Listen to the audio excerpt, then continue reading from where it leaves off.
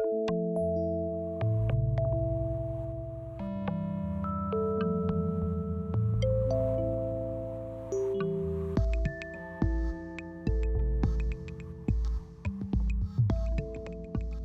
lenguaje, nos dice Noam Chomsky, va más allá de las palabras. Es una cultura, una tradición, lo que aglutina a una comunidad. Es toda una historia comunitaria. Sin lengua no hay sociedad. La lengua es como un archivo o un sitio arqueológico. Historiadores, lingüistas, antropólogos y filólogos pueden encontrar ahí las huellas de las distintas culturas y sociedades que las hablaron. Para Lacan, la estructura de nuestra psique funciona como una lengua, y las palabras con las que soñamos o que decimos sin darnos cuenta enuncian los mensajes cifrados de nuestro inconsciente. Además de la lengua existen otros sistemas, los lenguajes, que nos ayudan a comunicarnos de manera alternativa y quizá más sutil, como la música, codificada en notas y representada en partituras, o como la expresión gestual que compartimos con los primates y conservamos en nuestros genes desde tiempos inmemoriales. Por eso, en la revista de la Universidad de México, abordamos no únicamente los lenguajes de los humanos, sino también de los otros seres que pueblan el planeta, como las abejas y las plantas. Usar un lenguaje implica una serie de consecuencias. Requiere pericia y responsabilidad. Los lenguajes son instrumentos de poder. Quien los posee aumenta su campo de acción y a la vez adquirir nuevos lenguajes vuelve más preciso y poderoso nuestro pensamiento. Enunciar, ya sea con palabras o de otras maneras, equivale a crear el mundo, a darle una forma a la realidad. Bienvenidos a esta serie sobre lenguajes de la revista de la Universidad de México. Hoy acogemos entre nosotros, con mucho cariño, al doctor Julio Casillas. Muy bienvenido. Él es psicoanalista de la Asociación Psicoanalítica Mexicana y a últimos tiempos se ha venido interesando en los cuerpos tatuados. ¿Es así? Sí. El tema es lenguajes. ¿Dirías que los tatuajes hablan? Sí. ¿Qué dicen? Sí, yo creo que aquí hay algo bien importante. El cuerpo en este siglo XXI y con todo lo que es la decoración que siempre ha acompañado a través de toda la historia al ser humano, siempre ha querido decorar su cuerpo, ahora curiosamente se da mucho más. Un dato que para irnos ubicando. Según todo esto del censo, cerca de 12,5 millones de mexicanos están tatuados. Es un dato para ir viendo, ¿no? Y aquí el tatuaje es un tatuaje que es visible y otro que no es visible. Y una gente puede decir, no, yo nunca me he tatuado, pero sí tener un tatuaje. Entonces, digamos que son 12,5 millones que aceptan que están tatuados, o que es obvio que tienen un tatuaje. Y yo creo que sí, que está habiendo una situación donde el tatuaje se está volviendo un lenguaje que habla, un lenguaje que dice cosas, ¿sí? ¿Y como qué tipo de cosas puede decir? Digamos que si fuera un lenguaje, ¿cuál sería su vocabulario, su sintaxis, su puntuación? Yo creo interesante esto que comentas, porque yo creo que el tatuaje viene a complementar una parte simbólica, una marca, una traza que no se puede expresar con palabras. Y cuando el ser humano no puede expresar con palabras, le suceden dos cosas: o lo actúa o lo pone en el cuerpo. Todo en el psicoanálisis va a acabar en el cuerpo. Por ahí atraviesa todo, ¿sí? Y entonces es una forma de narrar algo que no se puede decir, pero que se puede plasmar en el cuerpo. Generalmente el tatuaje se va a comportar como una huella de ausencia, de tener una situación que se va a quedar aquí. El desamor, por ejemplo, es el nombre de quien se perdió y que se queda aquí como para toda la vida, ¿sí? Y esto es algo interesante porque vivimos en un mundo donde todo se cambia, todo es instantáneo, todo es aprietas un botón y tiene luego otra cosa, y el tatuaje es para siempre, que está mal dicho que es para siempre. Realmente el tatuaje es para toda la vida del que lo trae, el que lo porta, ¿sí? Pero es algo que se queda fijo, inamovible. Ya ha habido muchas técnicas, ahora se ha hecho todo un marketing de cómo quitar el tatuaje con láser, etcétera, etcétera, ¿no? Porque al final la gente sí cambia. Hay una cantidad de gente que ya no se reconoce con ese mensaje, ¿no? Hay una relación del tatuaje y la identidad. Sí. Sí, sí, sí. ¿Cómo encuentra la gente esa relación o cómo se la explica o cómo logra expresar una identidad así? Mira, yo he visto, te puedo platicar 2 ejemplos de un grupo de personas que se dedican a las finanzas en un medio pues elitista, un medio, un universo económico alto, y ellos pierden desafortunadamente a un compañero por cáncer, ¿no? Fallece, y todos se tatúan un símbolo que escogen y que el mismo tatuaje se lo hacen todos los del grupo. Uno diría, pues gente de niveles de instituciones financieras muy altas no andarían tatuados. No, sí tiene su tatuaje, y eso da una identidad para elaborar una pérdida, ¿sí?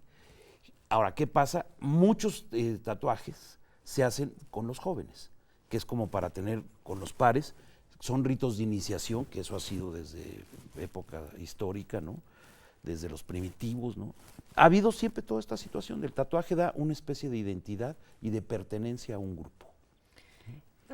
Por supuesto, cuando mencionas que el tatuaje se da más entre los jóvenes, es una búsqueda de identidad, por supuesto, o sea, se siente, y una búsqueda de pertenecer a ciertos grupos. Pero esto nos regresa muchísimo también a lenguajes de ciertas como sectas o grupos separados. O sea, es un lenguaje que se entienden entre ellos, un lenguaje quizás cifrado. Estoy hablando, por ejemplo, de la gente que se tatúa en las cárceles. Estoy hablando de los que se tatúan las maras, por ejemplo, Sí, ¿no? sí, O sea, se reconocen, o sea, de hecho son tatuajes que pueden significar la muerte. Claro. Porque si caes en el grupo enemigo, no te puedes quitar el tatuaje y no puedes actuar que no eres del barrio 18. Por supuesto. Estás tatuado, estás marcado como Caín.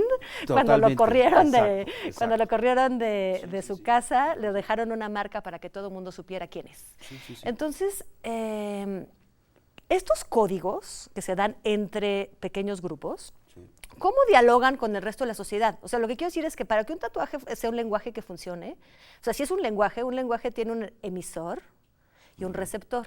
En este caso, siento que muchas veces falla la recepción, o sea, el que lo tiene no logra, o sea, la manera en que lo lee el entorno, no forzosamente llega el mensaje. Sí y no. A ver. Porque mira, esto es interesante lo que señalas.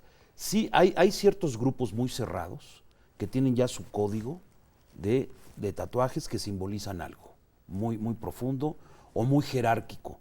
De hecho, por ejemplo, en las cárceles rusas hay una enciclopedia del tatuaje de la cárcel rusa, de los rusos, son 3 volúmenes, pero cada tatuaje significa algo, no lo puede portar cualquiera. Y no se diga con la mafia japonesa, aquí en los tatuajes de carcelarios, etcétera, ¿no? Los maras, todo esto, ¿no? ¿Por qué la gente que vive tan al filo del peligro, perdón que te interrumpa así, se tatúa justamente si lo que necesitaría en realidad es esconderse? Yo creo que necesita pertenecer, ¿eh? Esto que dices es interesante porque está una parte también que el tatuaje recorre como 3 situaciones bien importantes del ser humano. Uno es en el cuerpo, narrar algo en el cuerpo. Pero ¿ante quién? Ante la mirada del otro y ante la mirada de mí mismo. Que yo me voy a estar viendo ese tatuaje todos los días, va a estar conmigo, ¿sí? Y por otro lado, ¿cómo van a ver ese tatuaje los demás? Aquí hay un concepto interesante porque cuando una persona está con más del 70-80% tatuado el cuerpo, genera una cierta repulsión. Se mete primero el tatuaje y queda atrás el cuerpo. Sí, hay disimulo. Sí, eso es algo interesante. Entonces es como una mancha que primero quita el cuerpo para que se vea la mancha. Esto es algo que dice, por ejemplo, Lacan, muy interesante, que usaban nuestras abuelas, ¿no? Que era el lunar. Tener un lunar era hasta sexy, coqueto. Y muchas mujeres se lo pintaban porque jalaba la mirada, el lunar. El tatuaje a veces también jala la mirada, pero como rechaza el cuerpo, la gente no le gusta, la gente que está demasiado tatuada, a la sociedad en general, no le gusta mucho, estéticamente no le gusta mucho, ¿no? Aunque sí se impone una distancia, exacto, también cierto respeto, exacto, la distancia sí, del respeto, el disimulo. Sí. Ahora, ha cambiado y ahora está más permitido hacerse el tatuaje, ¿sí? De hecho, ha habido todo un marketing donde hay mucha gente que hay todo ya máquinas muy sofisticadas para hacer tatuajes, etcétera, ¿no? Por cierto, un dato curioso, Tomás Alva Edison fue de los primeros que inventó una máquina para tatuar. Tomás Alva Edison. Sí, y se tatuó aquí 5 puntos. ¿Qué querían como decir? para hacer como, pues es como su de patente. Qué Chistoso, qué necesidad de marcarse además con tinta. Es curioso porque, bueno, los primeros textos, los primeros manuscritos se escribían sobre pieles de animal o, bueno, los papiros, quien tenía acceso a cierto tipo de árboles y cortezas, ¿no? Sí. Pero sobre la piel, o sea, uno se hace mucho más marcas con tinta que por escarificación, como si uno realmente quisiera escribir o pintar sobre el cuerpo, no tanto la marca, sino un lenguaje codificado, ¿no? Que también se queda en los libros y también se queda en la piel. Bueno, Oye, ¿y existe una psicología del tatuaje? O sea, ¿uno puede explorar la identidad de alguien a través de sus tatuajes? ¿Se puede leer? Yo creo que sí, porque todo tatuaje simboliza algo, generalmente, va a simbolizar algo. Y si el tatuado te está diciendo por qué se tatuó esto, por qué se hizo aquello, porque es interesantísimo. Yo he estado haciendo investigación con tatuadores y ha sido muy interesante ver esta relación que se hace del que se va a tatuar con el tatuador. Entonces llega y le platica cosas muy íntimas. Generalmente es para alguna situación, generalmente tiene que ver con lo doloroso, con algo que se tiene que elaborar, que digerir emocionalmente hablando, ¿no? Casi siempre es o una pérdida o una situación muy dolorosa, ¿sí? Ese es uno de los aspectos. El otro aspecto que llama mucho la atención es que va mucha gente llamada así como del bajo mundo. Entonces mucho tatuador que no tiene como la estética, ¿no? de tatuaje, Tattoo Since 1987, no, sino que trabajan más como por cita en su estudio y todo, ¿no? Va mucha gente del bajo mundo a que les hagan la Santa Muerte. En piezas grandes, como dicen. O sea, ¿es una relación también religiosa con el cuerpo? Hay una situación espiritual, religiosa, espiritual, mística, ¿no? Pero entiendas espiritualidad no con el concepto como cristiano y católico, ¿no? Sino con el concepto de espiritualidad de lo que es lograr una armonía interna y con lo que te rodea. Eso es como la espiritualidad que buscan. ¿Sí? Y en cuanto a la gente que se tatúa como trofeo, hazañas, cosas que has ganado, ¿no? Como se dice, pintarle otra rayita al tigre, que ¿no? Los olímpicos. Sí. ¿Ese qué tipo de relación tienen? Yo creo que ese es el tipo de la relación de logro, de tener una cosa, un objetivo que se cumplió, ¿no? Llama la atención el jugador de la selección de Chile, en el Mundial de Brasil, tira y pega en el poste en los tiempos extras, y se ha metido ese gol, elimina a Brasil. Y se tatuó él acá, esa jugada, con la portería y todo. Ahora juega en el Barcelona. ¿Sabes que es muy curioso porque la escritura empezó como para recordar cosas, ¿no? Se consigna la historia de un pueblo, empieza como a consignarse los hechos, los grandes hechos, y también parece como que si se le fuera a olvidar que marca su cuerpo, siendo que va a durar igual su cuerpo tanto como su memoria, porque se va a morir. Eso. Pero lo quiere tener presente de alguna manera. Claro, ahí tocas un asunto primordial, ¿no? Mucha gente se tatúa cosas para no olvidarlas. ¿Para? Para no olvidarlas, ¿no? O sea, ahí el tatuaje también se la juega con otro asunto, con la memoria, ¿no? Pero pareciera ser como las cosas que menos olvidarían. Yo les voy a pedir ahorita al auditorio que no olviden no irse, que no olviden regresar en un minutito porque nosotros estaremos aquí para continuar con esta conversación.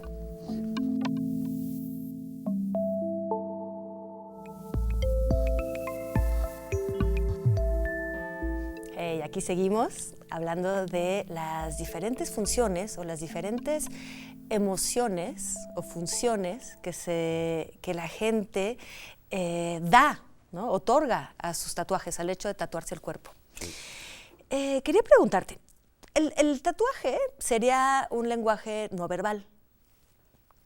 ¿En qué se diferenciaría este lenguaje no verbal de otro tipo de lenguaje no verbal, como sería la manera de vestirse, el corte de cabello? ¿Es más íntimo de alguna manera? ¿Más cifrado, menos descifrable? Fíjate que es potente tu comentario en este sentido. Mucha gente ha querido meter al tatuaje en la moda. Sí. Y aquí creo que hay una gran diferencia desde mi punto de vista muy personal, porque la moda, como lo dice Lipovetsky, es efímera. Okay. O sea, el que un corte de cabello se ponga de moda puede cambiar al siguiente año. Ciertas ropas cambian o son cíclicas, ¿no? Y regresan otra vez las solapas anchas y las corbatas anchas y luego delgadas y va dando siempre va dando un cambio, como que se maneja mucho por instantes. El tatuaje no. Cierto. el tatuaje se queda ahí inamovible. Y entonces el tatuaje siempre está hablando. Esto se puede oír como muy loco, muy distinto, pero el tatuaje te mira y te habla. ¿Sí? ¿Y será por eso que hay tanta reincidencia en el tatuaje? Porque ya dije esto, pero ¡ay! Se me olvidó decir lo siguiente. Mira, estás tocando un punto fundamental. Muchos, y yo lo digo con mucho respeto, colegas, creen que hacen una analogía de que la gente que se tatúa medio compulsivamente quizá, es como se comportara como si fuera una adicción. No, no es cierto. Cuando uno trabaja y te acercas a lo que es el tatuador, el tatuaje, yo me he tatuado, yo tengo 4 tatuajes, ¿no? ¿Sí? Y yo creo que es importante esto porque hay que hacer como la clínica, ¿no? No de lo que suponemos y las hipótesis, sino lo de que los pacientes nos dicen. En este caso no es que sean pacientes, es gente que se tatúa, gente que tatúa a otros y gente que se ha tatuado. Por ejemplo, yo solamente conozco un solo tatuador que no se ha hecho un tatuaje. Todos los demás están tatuados, todos los que he conocido, ellos y ellas. Que ahorita entramos a lo de ellas, es muy interesante. Entremos. Sí, y hay esta situación, y yo lo viví y te lo puedo decir. Cuando uno pasa por esa experiencia, el tatuaje te abre algo interno que empiezas a profundizar, a otra manera de ver las cosas. De veras. Y eso es algo muy interesante y que solamente lo entiende quien se ha hecho un tatuaje. Hay una... Que te hayan rayado, como dicen los tatuadores. No sé si conoces esta cita, creo que es de André Gide, que en uno de sus libros, Los traficantes, creo que se traduce, Les Faux Monnayeurs, dice que no hay nada más profundo que la piel. Ah, claro, es de Paul Valéry. Paul Valéry. Esa es una frase de Paul Valéry. Lo más profundo que tenemos es nuestra piel. Así lo dice Paul Valéry. Sí, sí, sí. Háblanos de las mujeres. Ah, no, es otra experiencia muy interesante porque he conocido algunas tatuadoras muy, muy interesante porque han trabajado con mujeres que tuvieron cáncer de pecho y que algunas no se han puesto prótesis y ellas les han hecho con este estilo de hiperrealismo que también se maneja en el tatuaje, arreglos florales para hacerles decorado. Sí. ¿El tatuaje es también entonces un modo de expresión para el tatuador? O sea, no solo la persona que se tatúa, sino el que tatúa también siente que está expresándose. Sí, porque generalmente el tatuador platica, escucha al que quiere tatuarse y le hace una propuesta en imagen. O sea, es un trabajo colaborativo. Sí. Y entonces le hacen, y hay algunos que ya que vieron, plasman algo de su sello personal, ¿no? Entonces está... Para mí es un arte, ¿eh? El tatuador está un poco como el peluquero y en el vestíbulo de antes, ¿no? En la antesala del psicoanálisis, del psicoanalista. Sí, mucho se comporta a veces parecido, ¿eh? Algunos tatuadores, las personas que van con ellos, no solo depositan su piel y el cuerpo ahí, sino también hablan de una cuestión, se vuelve como esa cuestión de la aguja con la piel, inyectar la tinta, y lo que se va a inyectar, qué contenido va a tener, se vuelve un acto muy íntimo. ¿Es también un acto profundamente ritual? En algunos casos sí. Y se convierte ya en ritual porque lleva medidas como higiénico. Claro, y conserva algo de la magia de los antiguos tatuajes, el acto mismo, de las antiguas iniciaciones. Es decir, a ver, más bien, orientemos la pregunta de esta manera. Todos los lenguajes y todas las lenguas tienen una evolución, ¿no? Se desarrollan de manera distinta, van cambiando un poco el vocabulario, tienen nuevo vocabulario, tienen nuevos significados. ¿Cómo ha ido cambiando este lenguaje de los tatuajes en el tiempo? Desde los tiempos más antiguos, donde parece estar realmente vinculado a algo religioso, a algo tribal y iniciático, a la actualidad. Sí. Mira, hay una momia, el cuerpo de un cazador que se congeló y lo encontraron en Italia, que es Otzi, así le pusieron, y tenía 53 tatuajes. ¿Sí? Porque en ese entonces... Tan antiguo, de miles de años. 5,000 años o más. Okay. Los tatuajes en ese entonces eran curativos.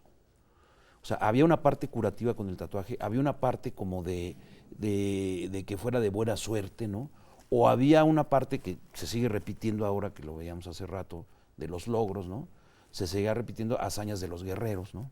Y también daba también mucha identidad a las mujeres, ¿sí? Las mujeres las tatuaban para que vieran que era esposa de un guerrero, etcétera. O sea, era ¿no? obligatorio. Pues no obligatorio, pero sí Como vaca. eran pasajes de rito, ¿no? O como de hecho podemos hablar después, Auschwitz. Ha habido, exacto, ¿no? Ha habido también el tatuaje en criminología se ha hecho también para reconocimiento de cadáveres, ¿no? Los sí están tatuados, ¿no? Por eso en algunas penitenciarias los tatuaban, para reconocerlos como delincuentes, ¿sí? Y que ha habido todavía, ahorita de esto del tatuaje lo manejan mucho como si fueran grupos de marginados, ¿no? Pero ahorita que mencionas esto del tatuaje para identificar, no puedo dejar de pensar, y quisiera tu opinión al respecto, en el tatuaje de los campos de exterminio nazis, donde justamente se trataba de quitarles identidad tatuando a las personas, Claro. otra identidad, Exacto. despojándolas. Exacto, sí. Mira, esto es como decía un poeta y viene a consolidarse, y también lo decía un psicoanalista que es de Diran Siu, decía, lo peor que le pueden hacer a un ser humano es arrebatarle su piel. Su piel. Sí. Y esos tatuajes de los campos de concentración, pues es arrebatarte tu piel, que es tu identidad, para plasmarte un número, ¿no? Un número, ni siquiera un nombre, un número. ¿Y cómo te relacionas con nuestro dios mexica Xipetotec? Que se revestía, ¿te acuerdas? Que le quitaban las pieles de los sacrificados y el poder que daba tener la piel sangrante de otro ser humano encima. Sí, de hecho hay toda una corriente de tatuadores que hace un tatuaje prehispánico, ¿eh? Claro. Y se hace en el Museo del Chopo, hacen un concurso de tatuaje prehispánico y toda la cosa, ¿eh? Y mucha gente lo practica y lo hace muy bien, ¿sí? Oye, ¿y hay obras colectivas en tatuaje? Mira, yo sé dos fenómenos que han sido muy interesantes que tienen que ver con el tatuaje. Uno, quizás porque estuve cerca, ¿no? Que es el de Fausto Alzati Fernández. Él es poeta, tatuador, escritor. Y él hizo un poemario en piel, que la gente iba y escogía una palabra, una frase. En piel. Ajá. O sea, en la piel de la gente. En la piel de la gente. Y tú te lo tatuaban, ¿no? Y después todas esas gentes fueron y se le sacaron fotos. Era como un libro. Se hizo un libro. Hecho de cuerpos. O sea, Sí, cuerpos que sí, tenían exacto, pedazos del libro. De los poemas, y se sacaron las fotos, ¿no? Ese es un aspecto de la cultura del tatuaje muy interesante. La otra es un aspecto que hubo en Canadá, que aquí no se supo mucho, que fue en 2016, en octubre. Andrew Henderson, que ese nombre no nos dice nada, pero él era un muchacho de 28 años, desahuciado ya de leucemia. Él era barista en un bar y también trabajaba en cosas de coreografía. Y entonces dice, yo voy a hacer un evento en la galería de una amiga y voy a poner ahí una situación que se va a llamar Taking to the Grave, que es me lo llevo a la tumba. Como ya me voy a morir.